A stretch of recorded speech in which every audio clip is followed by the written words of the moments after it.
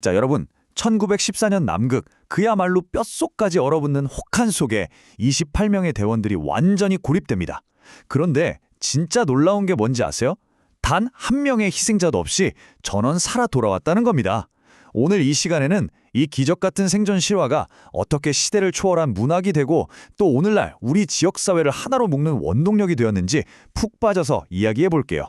목적지를 불과 85마일, 그러니까 코앞에 두고 진짜 상상조차 하기 싫은 재앙이 닥칩니다. 어네스트 셰클턴의 인듀런스호가 그 거대한 웨덜해의 유빙에 완전히 갇혀버린 거죠. 쩌적 하고 배가 부서지는 끔찍한 소리 상상이 되시나요?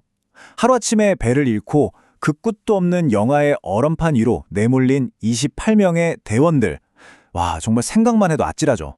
그래서 오늘 우리가 어떤 흐름으로 이 놀라운 여정을 따라갈 거냐면요. 먼저 그 전설적인 남극 탐험의 실제 기록들을 살펴보고 이게 어떻게 세대를 넘어 전해지는지, 또 그 극한의 상황에서 빛났던 리더십과 인간 회복력의 교훈, 그리고 마지막으로 이걸 커뮤니티가 어떻게 함께 읽고 나누는지 순서대로 빠르게 짚어보겠습니다. 자, 그럼 첫 번째 내용으로 바로 들어가 보죠. 1914년 제국 횡단 극지 탐사라는 이름으로 시작된 이 전설적인 남극 탐험 이야기입니다.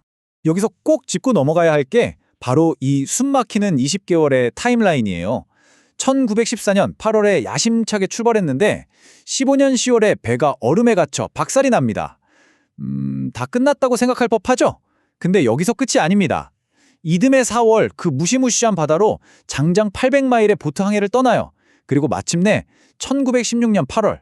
와, 진짜 믿기지 않게도 28명 전원이 단 한 명의 희생도 없이 구조되는 기적을 만들어냅니다. 구조대를 찾아야 한다는 그 절박함 하나로 대원들이 폭풍우가 휘몰아치는 그 차가운 남빙양 얼음물 속으로 자그마한 구명보트 제임스 커드호를 밀어넣습니다. 이거 정말 무모해 보이지 않나요?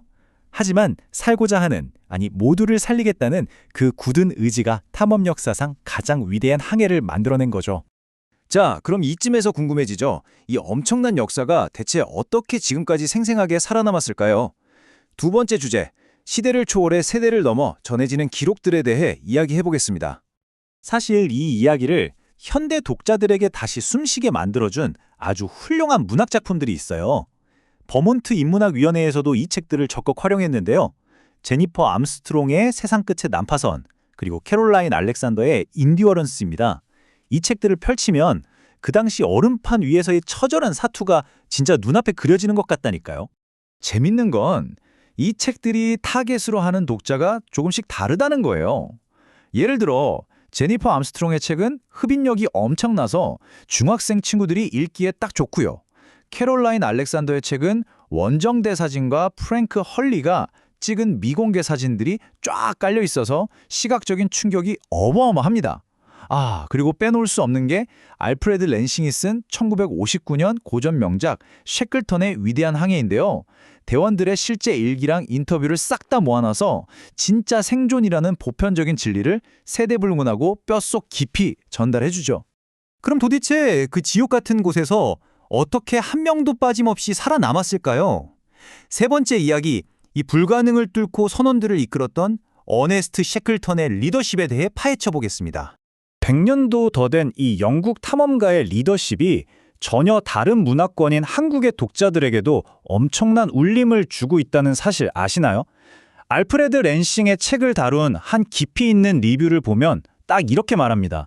그는 힘든 상황에서도 항상 팀을 먼저 생각하고 크루들에게 희망과 용기를 심어주며 동료애를 키웠습니다. 와, 진짜 셰클턴 리더십의 본질을 너무나 완벽하게 꿰뚫어본 문장 아닌가요? 생각해보세요. 영하 수십 도의 얼음판 위에서 20개월입니다. 솔직히 서로 원망하고 멘탈이 무너져서 폭동이 일어나도 전혀 이상할 게 없는 상황이잖아요. 그런데 셰클턴은 자신보다 팀을 무조건 최우선으로 뒀어요. 그 숨막히는 압박감 속에서도 흔들림 없이 단호하게 결단을 내리고 대원들이 절망에 빠지지 않게 끊임없이 희망을 불어넣은 거죠. 그가 보여준 이 끈끈한 동료애와 구조를 향한 집념, 이것들이야말로 파멸을 막아낸 진짜 방패였던 겁니다. 이쯤 되니 우리에게 던져지는 메시지가 꽤 묵직해지죠.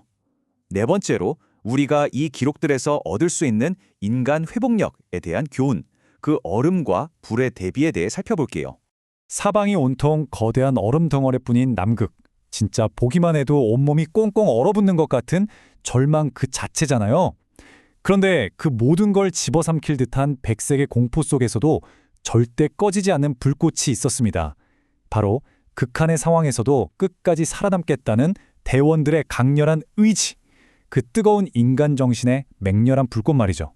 결국 이 모든 책들이 우리에게 전수해주려는 핵심은 아주 심플하면서도 강력합니다. 인간의 인내력, 꺾이지 않는 용기, 그리고 똘똘 뭉친 팀워크만 있다면 아무리 불가능해 보이는 역경이라도 돌파해낼 수 있다는 거죠. 이건 단순한 모험담을 넘어서 인간이 가진 엄청난 잠재력에 대한 위대한 찬가라고 할 수 있습니다. 자, 이제 마지막 5번째 내용인데요. 이 엄청난 이야기를 그냥 혼자 책으로 읽고 끝내기엔 너무 아쉽잖아요. 그래서 등장한 버먼트 리즈 프로그램, 커뮤니티가 함께 이 역사를 소비하는 방식에 대해 알아보겠습니다. 2016년에 버먼트 인문학위원회가 진짜 멋진 프로젝트를 기획했어요. 앞서 우리가 살펴본 인듀어런스호 관련 책들을 가지고 주 전체의 학교, 도서관, 심지어 기업들까지 하나의 거대한 독서 커뮤니티로 연결해버린 겁니다. 무려 100년 전의 생존 스토리가 현대 사람들을 끈끈하게 이어주는 완벽한 접착제가 된 셈이죠. 근데 이게 그냥 모여서 책만 읽고 끝! 이게 아닙니다. 굉장히 실천적이고 행동 지향적이에요. 지역 주민들이 다 같이 모여서 불꽃 튀는 독서 토론을 하고요. 아이들은 물의 저항이나 선박 부력 같은 걸 직접 과학 실험으로 배워요. 심지어 해상구조 전문가를 직접 초청해서 진짜 위기 상황에서 우리는 어떤 결정을 내려야 하는가 이런 실전 강연까지 듣는다고 하니까요. 활자 속의 역사가 생생한 현실의 행동으로 튀어나오는 순간이죠. 그리고 텍스트만으로는 그 남극의 살인적인 추이를 다 느끼기 어렵잖아요. 그래서 시각적으로 완전 몰입할 수 있게 다양한 다큐멘터리랑 영화도 적극 추천하고 있어요. 케네스 브레너 주연의 명작 영화 쉐클턴부터 그 작은 보트항해를 실제로 똑같이 재현해낸 체이싱 쉐클턴, 그리고 베르너 헤어조크 감독의 다큐멘터리까지 이런 영상들을 쫙 보다 보면 진짜 내가 그 영화의 극한 상황 한가운데 던져진 것 같은 절박함이 훅 다가옵니다. 자, 오늘 준비한 이야기는 여기까지인데요. 마무리하면서 여러분 스스로에게 한번 질문해 보셨으면 좋겠어요. 오늘날 우리가 살아가면서 마주치는 그 거대하고 불가능해 보이는 장벽들 앞에 섰을 때 셰클턴의 그 꺾이지 않는 회복력과 리더십을 우리 삶에 어떻게 적용해 볼 수 있을까요? 오늘 이 시간이 여러분 마음속에 작은 불꽃을 피워냈길 바라면서 어떤 시련 앞에서도 결코 포기하지 않고 꿋꿋하게 이겨내시길 응원하겠습니다.